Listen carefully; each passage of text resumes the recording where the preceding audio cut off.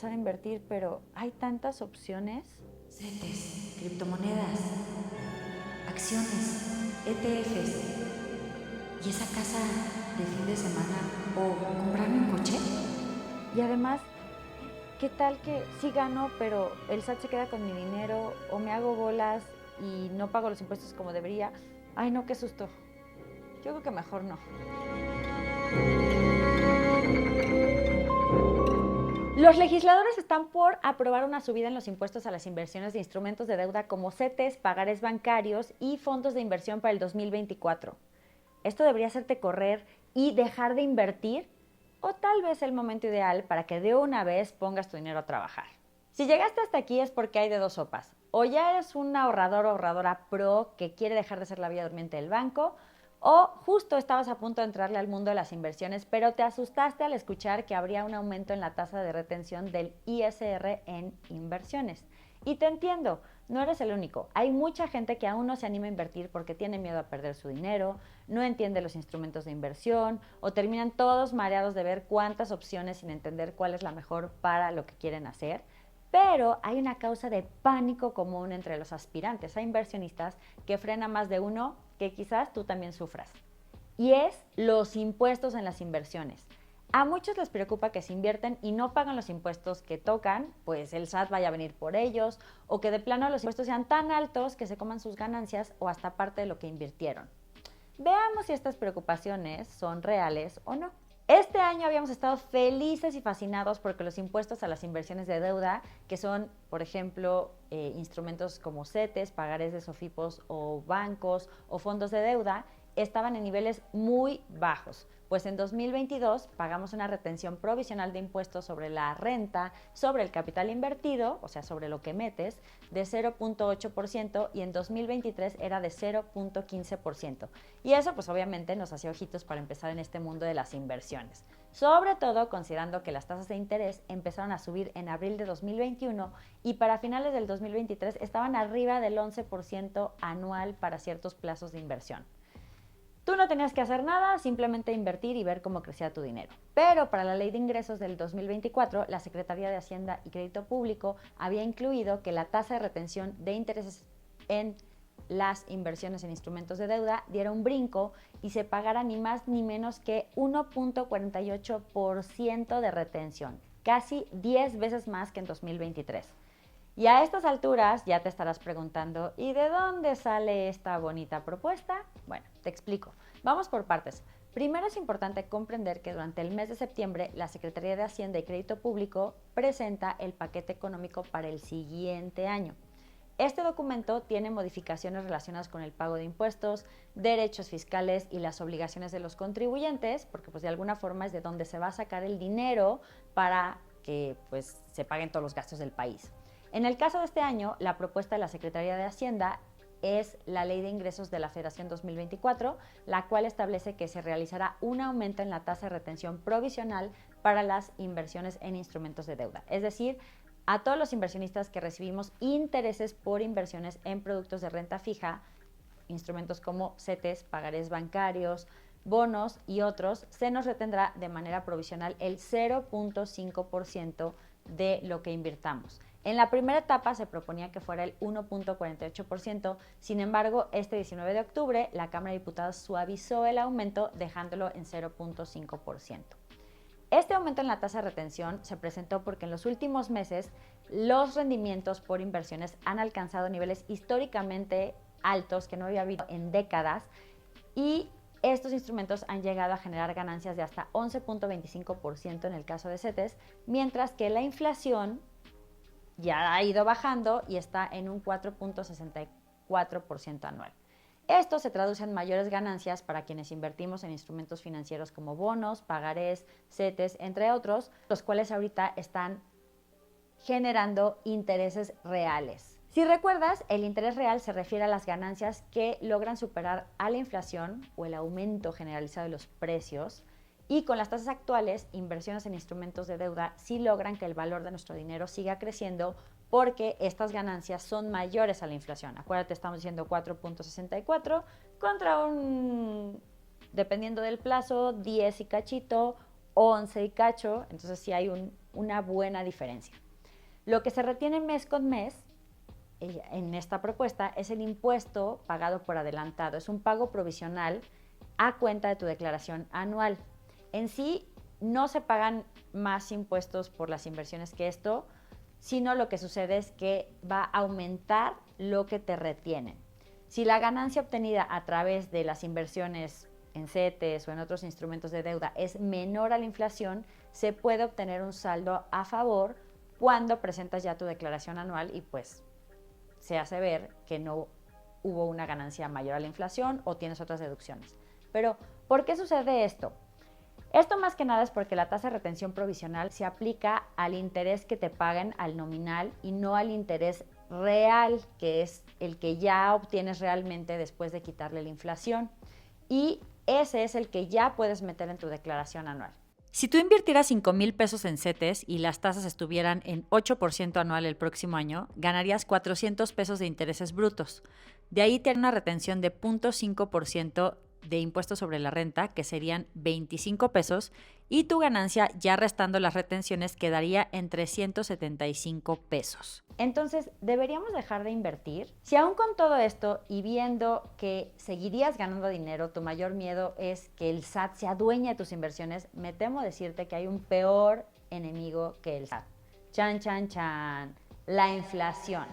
Sí, la inflación, debes saber, es precisamente ese aumento generalizado de los precios de los bienes y servicios. En los últimos años hemos visto cómo toda la cuenta completa del súper sube, los servicios, los restaurantes, etcétera. Y cuando todo en su conjunto va subiendo, a eso le llamamos inflación, o al menos si sube en su promedio. Con el tiempo puedes notar cómo es que con el mismo monto de dinero podemos comprar menos bienes. En el caso de las inversiones, la inflación le va quitando valor a tu dinero. Si tú no inviertes, si tú no pones ese dinero a trabajar, cada vez vas a poder comprar menos con lo que ya ahorraste. Tan solo en el 2022, mientras que el SAT te retenía 0.8% de tu dinero, la inflación cerró en 7.82%. Y si ves esta gráfica, pues todos los años la inflación ha sido mucho mayor que las retenciones. Entonces, ¿a quién tendríamos que tenerle más miedo? ¿Al SAT o a la inflación? Si comparas las tasas, podrás darte cuenta que en los últimos años ha sido mucho mayor la inflación que lo que te retiene Hacienda, aún incluso cuando los instrumentos de inversión como CETES no estaban pagando por encima de la inflación. Digamos que en ese caso tu inversión no es que le hubiera dado más valor a tu dinero, pero si ni siquiera invertías, entonces perdías cada vez más. Actualmente, esto es lo que podrías estar ganando contra el ISR y la inflación.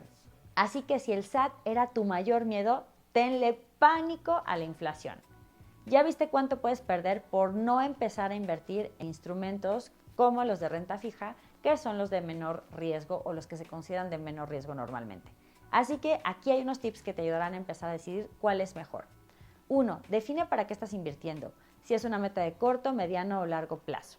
2. El tiempo es un factor importante. Considera cuánto tiempo tienes para recuperar tu dinero en caso de una caída. Así podrás definir el nivel de riesgo que podrá tener tu inversión. Si tienes muchos años por delante, puedes correr más riesgo. Si tienes poquito tiempo para invertir, tienes que ir por instrumentos de más bajo riesgo.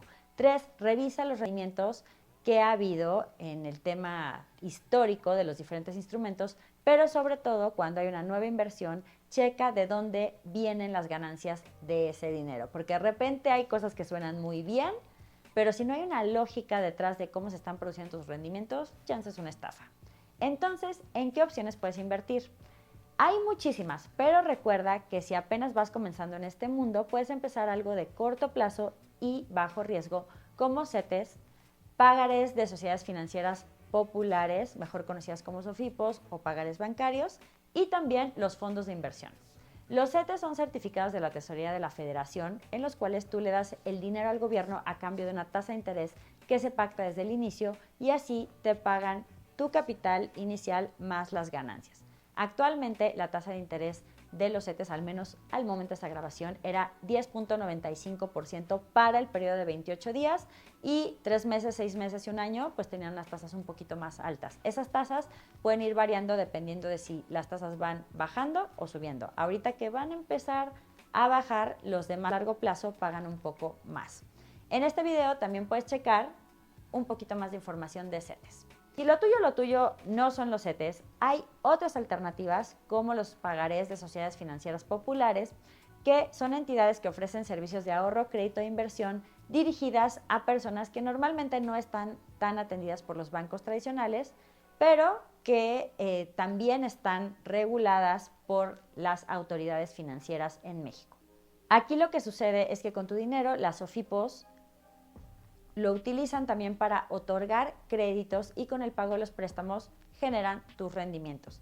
Algo que debes tener en consideración es que las SOFIPOS tienen un seguro de 25,000 UDIs, alrededor de 154,000 pesos, que está bajo la administración del Fondo de Protección de Sociedades Financieras Populares y de Protección a sus Ahorradores SOFIPO. Entonces, eso hace que todos los depósitos o las inversiones que estén a plazos con ellos, como máximo tengan ese techo de protección.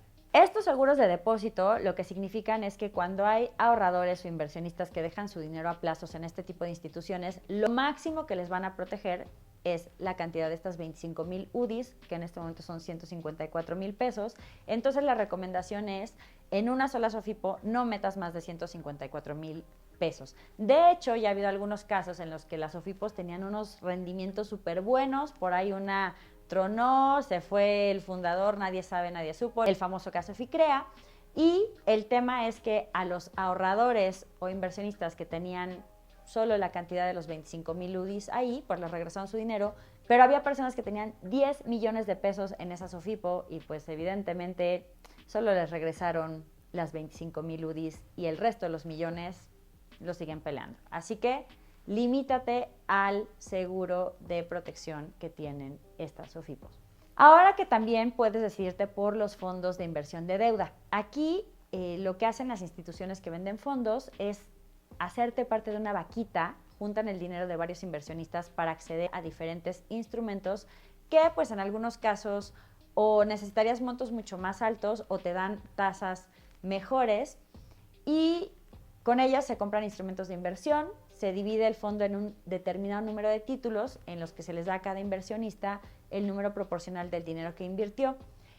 Y en el caso de deuda existen fondos de corto, mediano y largo plazo.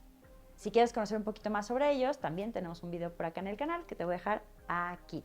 Una ventaja de empezar por fondos de inversión es que como hay muchos tipos de fondos de inversión, así como hay de deuda, también hay de acciones o hay de divisas o de otros tipos, pues si ya empiezas con fondos de deuda de corto plazo, muy rápido puedes decir, oye, también contrato este y este otro, y entonces puedes diversificar. Porque eso sí, recuerda que no se trata de poner todos los huevos en una sola canasta.